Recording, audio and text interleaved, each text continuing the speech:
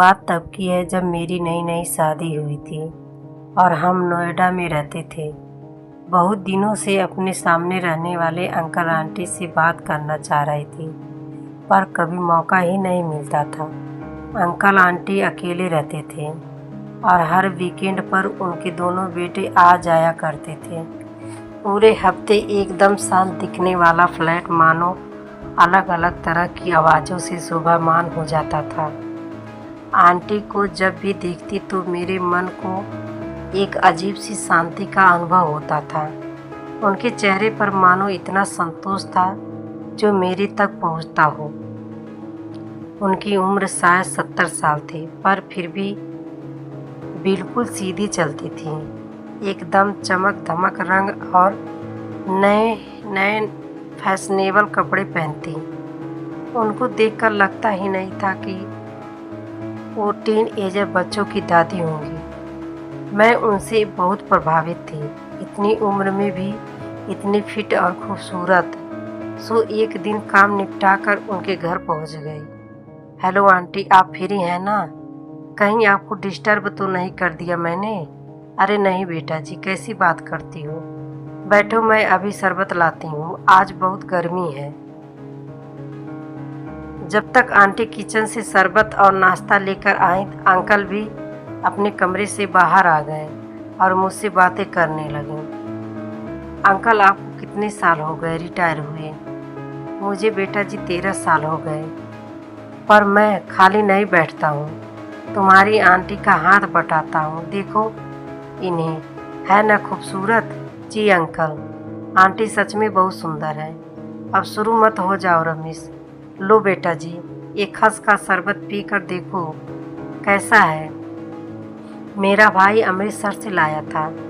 हाँ आंटी, बहुत बढ़िया है, लगता है अब बार बार आना पड़ेगा इसके लिए तो, मैंने हंसते हुए कहा। इतने में अंकल का फ़ोन आया और वो कमरे में चले गए। आंटी ने भी मुझसे मेरे परिवार और पति के बारे में बातें की और अपने बेटे बहू के बारे में भी बताया। उनके दोनों बेटे और बहू बाहर जॉब करते थे, एक गुरुग्राम में, दूसरा मेरठ में। नोएडा दोनों के लिए करीब था, सो अंकल आंटी को वहीं शिफ्ट कर दिया। आंटी ने बताया उनके बेटे और बहू बहुत अच्छे हैं, हमें किसी बात की कोई कमी नहीं होने देते। मैं तो बड़े बेटे के पास रहना चाहती थी, पर तेरे अंकल का ही मन नहीं किया। बोले बच्चे नौकरी करेंगे या हमारी तुम्हारी देखभाल, वहाँ भी तो अकेले ही रहेंगे, इससे अच्छा है यहीं अपने हिसाब से रहते हैं। कोई परेशानी होगी तो बच्चे आ ही जाएंगे हमारे पास। बातों में पता ही नहीं चला कि दोपहर हो गई। हस्बैंड का कॉल आया पूछने के लिए कि कहाँ हो। तब सुध आई कि उन्हें खाना देना है। तब पति जी दोपहर का खाना खाने घर आया करते थे। मुझे नए दोस्त बनाने के लिए छेड़ने लगे, तो मैंने उन्हें अंकल आंटी के बारे में बताया। हंसकर बोले, अरे अपनी उम्र की दोस्त बनाओ, वो आंटी तो बहुत बड़ी हैं तुमसे। मैंने रोटी सेकते हुए कहा, मेरी उम्र की औरतों को अपने ससुराल वालों की बुराई करने में ज़्यादा रुचि है, पर मुझे उनकी संगत पसंद नहीं है।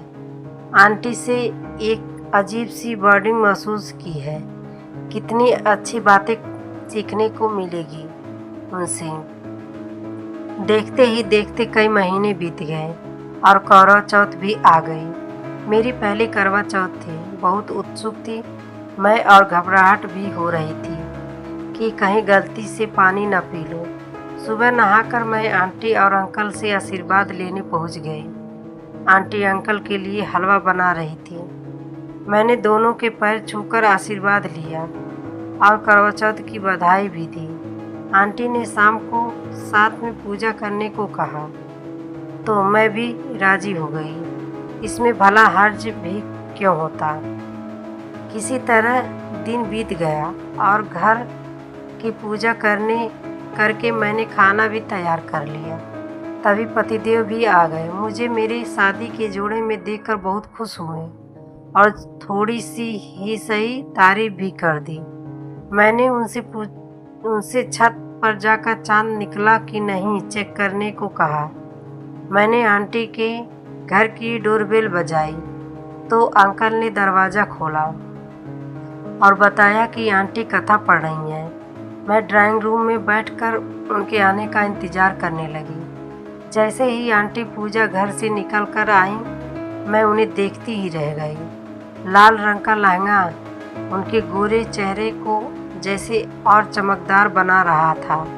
हाथों में लाल लाल चूड़ियाँ, जिनके बीच में कुछ कुंदन के कड़े भी थे। लाल सिंदूर से लंबी भरी मांग, गले में मंगलसूत्र के साथ और भी बहुत सी मालाएं और छम छम बजती पायलें। मैं उनका रूप देखकर स्तंभ थी। इतनी उम्र होने पर भी सजने संवरने में कोई कमी नहीं थी। आंटी में जहाँ दूसरी और सुहागिनों को मैंने ये कहते सुना था कि अरे ये सब सजना हमने बहुत कर लिया, अब इस उम्र में क्या ये सब अच्छा लगता है। वहीं आंटी ने इस सब बातों को गलत साबित कर दिया था। मैंने उनसे कहा, आंटी आप बहुत सुंदर लग रही हैं। मैं तो हैरान रह गई आपको देखकर। क्या ये आपका शादी का जोड़ा है? नहीं पगली, मेरी शादी का जोड़ा क्या अब तक बचेगा? वो तो कब का खराब हो गया। ये लहंगा मेरी बड़ी बहू लाई थी। इन्होंने उसे साफ निर्देश दिया था कि रंग लाल ही होना चाहिए। वो बेचारी दुकान से वीडियो चैट पर इन्हें सारे लहंगे दिखा रही थी। करीब 12 लहंगों के बाद इन्हें ये पसंद आया था। दुकानदार भी हंस रहा था इनकी बात पर। ओह, तो ये अंकल की पसंद है? क्या बात है अंकल, आपने तो आंटी के रूप में 4 चांद लगा दिए। इतने में मेरे हस्बैंड भी नीचे आ गए। अभी चांद नहीं निकला था। मेरे सब्र की न जाने कितनी परीक्षाएं बाकी थी, जो चांद आने में इतना विलंब कर रहा है। मेरे सोचे घोड़े तब थमे जब मैंने हस्बैंड को कहती सुना, aunty you are looking wonderful, uncle is really very lucky. पता है ये लहंगा अंकल ने ही पसंद किया है आंटी के लिए। आपसे तो एक दुपट्टा भी नहीं पसंद किया जाता मेरे लिए। मैंने आंखें तरेर कर अपने हस्बैंड से कहा, थैंक यू बेटा जी, पर ये सब सजना संवारना इन्हीं की वजह से है और इन्हीं के लिए भी। तुम दोनों को एक सीक्रेट बताती हूँ। आंटी ने मुझे और मेरे हस्बैंड से कहा। हम भी अपनी जगहों पर संभल कर सीक्रेट सुनने को बेताब हो गए कि फिर आंटी बोली, हमारी शादी बहुत छोटी उम्र में हो गई थी। मैं 15 साल की थी और ये 18 साल के थे। पहले तो हम हर छोटी बात पर लड़ा करते थे, लेकिन ज्यों ज्यों किशोर अवस्था में निकलने लगे हमारी लड़ाइयाँ प्यार में बदल गई। हम खूब घूमा करते थे। मुझे सजने का बहुत शौक था, सो ये मेरी सास से छुपकर मेरे लिए पाउडर, लिपस्टिक, मीना कुमारी जैसी बूंदें लाया करते थे। एक दिन इन्होंने मेरा हाथ थाम के मुझसे कहा कि मैं तुमसे हमारी शादी का 8वां वचन चाहता हूँ। मैंने कहा, क्या वो 7 वचन काफ़ी नहीं थे जो अब एक और मांग रहे हो? तब ये बोले, मुझे तुमसे बस ये वचन चाहिए कि तुम सदा यूं ही सज धज कर रहोगी, यूं ही हाथों में चूड़ियाँ, पैरों में पाजेब और चटक कपड़ों में। मेरे दिल को तुम्हें ऐसे देखकर संतोष मिलता है। वादा करो कि तुम उम्र की उल्हाना न देकर हमेशा ऐसे ही सजोगी। और बच्चों, मैंने इन्हें 8वां वचन दे दिया। तभी से मेरा नया नाम रखा गया, 14वीं का चांद, जो ये मुझे अकेले में बोलते हैं। अब बहुएं भी इन्हीं का साथ देती हैं और मेरे लिए लेटेस्ट फैशन के कपड़े लाती हैं। और सच कहूँ तो मुझे भी अब ये सब अच्छा लगता है। एटलीस्ट मैं उन बुजुर्ग औरतों में से नहीं हूँ जो खुद को गिव अप कर देती हैं, खुद का ध्यान नहीं रखती और उम्र को दोष देकर अपनी इच्छाओं को कि दूसरे क्या कहेंगे ये बोझ तले दबा देती हैं। हम दोनों भले ही उम्र के आखिरी पड़ाव पर क्यों ना हो, पर दिल जवां है और उसमें बसा प्यार अभी भी ताज़ा है। वाह आंटी, आपकी और अंकल की लव स्टोरी मस्त है। काश हम भी बूढ़े होकर दिल से जवां रहें, मैंने अपने हस्बैंड की तरफ देखते हुए कहा।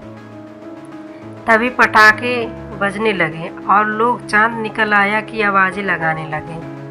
हमने भी पूजा कर अपने पतियों की लंबी उम्र की प्रार्थना की।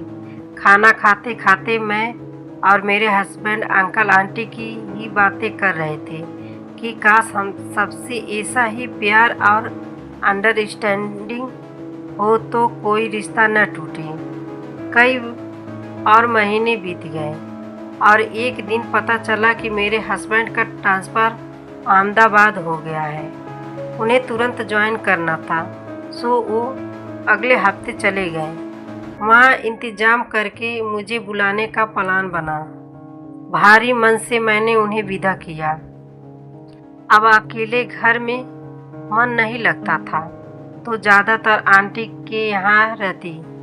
एक दिन आंटी ने बताया कि अंकल को कुछ दिनों से ठीक से नींद नहीं आ पा रही है। मैंने उनसे डॉक्टर के पास चलने को कहा, तो अंकल ने ये कहते हुए टाल दिया कि इस उम्र में नींद कम ही आती है। पर उनकी हालत कुछ ठीक नहीं लग रही थी। अगले दिन शनिवार था, तो सोचा उनके बच्चे आ जाएंगे तो खुद ही जिद करके डॉक्टर के पास ले जाएंगे। हस्बैंड के ट्रांसफ़र के बाद से मैं देर से ही सोकर उठती थी। जल्दी उठने का कारण तो अहमदाबाद में था। उन दिन भी मैं 9 बजे उठी। नहाने के बाद नाश्ता बनाया और जब खाने बैठी तो एकदम ख्याल आया कि आज आंटी के घर में इतनी शांति क्यों है। आज तो उनके बच्चे के आने का दिन है, फिर इतनी खामोशी क्यों। बहरहाल मैंने नाश्ता खत्म किया और रहस्योद्घाटन के लिए चल दी।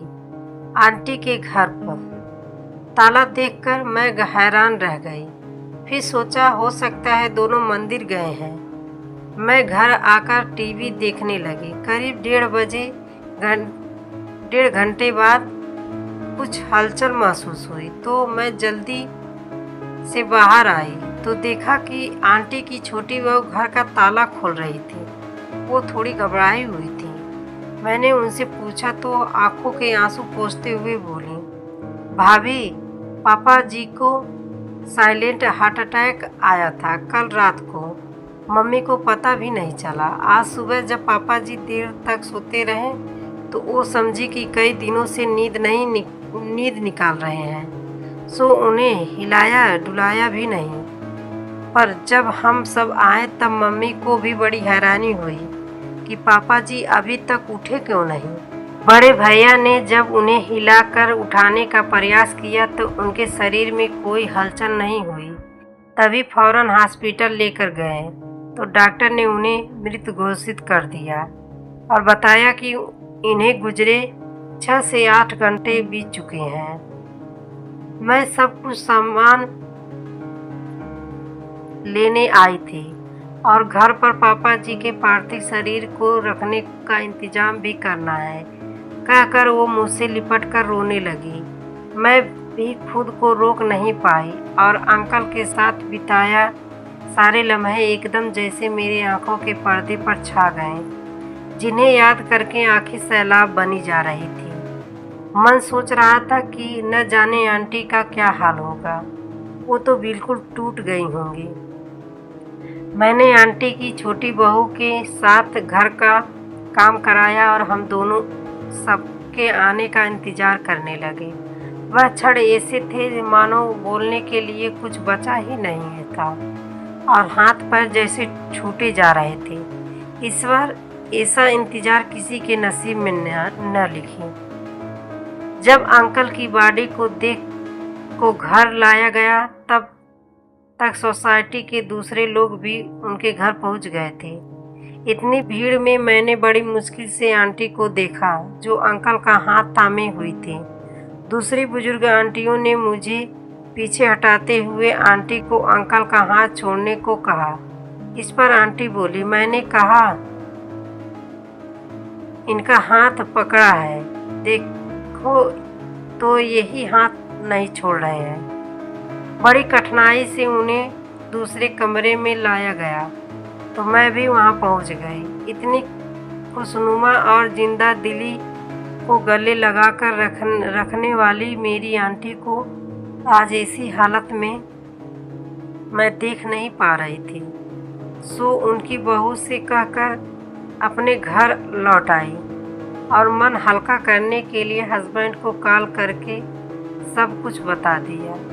मुझे अकेली जानकर उन्होंने मुझे हिम्मत दिलाई और अगले हफ्ते साथ ले जाने को कहा। मैं बालकनी में खड़ी दूर न जाने क्या देख रही थी और सोच रही थी कि इंसान कितना बेबस होता है। क्या बीती होगी आंटी पर जब उन्हें पता चला होगा कि अंकल रात को सोते सोते ही गुजर गए। क्या पता उन्होंने आंटी को आवाज़ लगाई भी हो पर वो सुन ही न पाई हो नींद में। रात को यही सोचकर सोई होंगी कि कल भी एक नया दिन आएगा, लेकिन क्या पता था उन्हें कि ऐसा पहाड़ टूट पड़ेगा। मैं यही सब सोच कर पागल हुई जा रही थी कि बाहर से चीखने की ऐसी आवाज़ें आईं कि दिल दहल गया। दरवाज़ा खोला तो आंटी को सब संभाले हुए थी। वो अंकल को जाने नहीं देना चाहती थी, लेकिन आज इस सफ़र में वो पीछे छूट गई थी। मैं उनकी हालत देखकर घबरा रही थी कि कहीं इन्हें न कुछ हो जाए। शाम को जब खाना लेकर गई तो देखा आंटी की कुछ बूढ़ी रिश्तेदार उन्हें चूड़ियाँ, सिंदूर और बिछिए उतारने को मजबूर कर रही थी। मुझे ये सब देखकर बिल्कुल अच्छा नहीं लगा, लेकिन मैं बोल भी क्या सकती थी। इतने में आंटी की बड़ी बहू ने मुझे देखा तो मेरे पास आकर बोली, अरे आप खाना ले आई हैं? अभी मैं सोच ही रही थी कि किससे कहूँ खाना लाने को। आपने मुश्किल हल कर दी। कोई बात नहीं, मैं रोज़ खाना दे जाऊंगी जब तक शुद्धि नहीं हो जाती। लेकिन ये आंटी के साथ क्या चल रहा है? मम्मी को बुआ और ताई जी चूड़ियाँ और बाकी सुहाग की निशानियाँ उतारने को बोल रही हैं, लेकिन मम्मी मानती ही नहीं, बस एक ही रट लगाई हुई हैं। मैंने इनको वचन दिया है कि कुछ नहीं छोड़ूंगी। उन्हें तो मानो होश ही नहीं है खुद का। इतने में आंटी के बड़े बेटे ने उनसे कुछ बात की और अपनी बुआ और ताई को माँ के साथ कोई जोर जबरदस्ती न करने को कहा। मैं वापस आ गई। अगले हफ्ते मेरे हस्बैंड भी आ गए। हमने पैकिंग शुरू की और जाने का इंतज़ाम भी हो गया। अगले दिन जाने से पहले सोचा अब तो 10 दिन हो गए हैं, अब आंटी शायद ठीक होंगी तो उनसे भी मिल लूँ। इतने दिनों में जैसे हिम्मत ही नहीं हुई मेरी उनसे बात करने की, पर आज बात करना ज़रूरी था। मेन डोर खुला था, सो मैं आंटी को आवाज़ लगाती हुई अंदर चली अब आई है तू? देख, तेरे अंकल मुझे अकेला छोड़ गए। आंटी चिंता मत करिए, सब ठीक हो जाएगा। अंकल आज भी आपके साथ हैं। आप परेशान होंगी तो उन्हें दुख होगा। वैसे ही रहिए जैसा वो चाहते थे आपको। अरे मैं जानती हूँ, मेरे बिना उनका मन कहाँ लगेगा। वो मेरे ही साथ रहेंगे। तभी तो मैंने किसी की बात नहीं सुनी और ये सादे कपड़े फेंक दिए। अपनी चूड़ियाँ, पायल बिछिए, बिंदी नहीं उतारी। उन्हें दिया वचन मुझे याद है बेटा। आखिर मैं उनका 14वीं का चांद जो हूँ, है ना? जी आंटी, बिल्कुल ठीक किया आपने। जो आपको अच्छा लगे वही करिए। मैंने आपको बताया था ना कि मुझे जाना होगा।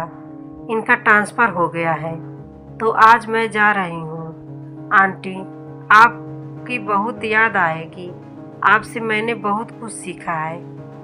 I will miss you. मैं भी अब गुरुग्राम जा रही हूँ बेटा। यहाँ जी नहीं लगेगा। खूब खुश रहो। मैं चली आई। पर मेरे साथ था प्यार करने और उसे निभाने का एक नया सलीका। प्यार है बोलने से कुछ नहीं होता, उसे निभाना आना चाहिए। अंकल आंटी की शादी को 50 साल हो गए थे, लेकिन फिर भी उनका प्यार अभी भी पुराना नहीं हुआ और न ही उनका प्यार किसी तोहफे या कैंडल लाइट डिनर का मोहताज ही था।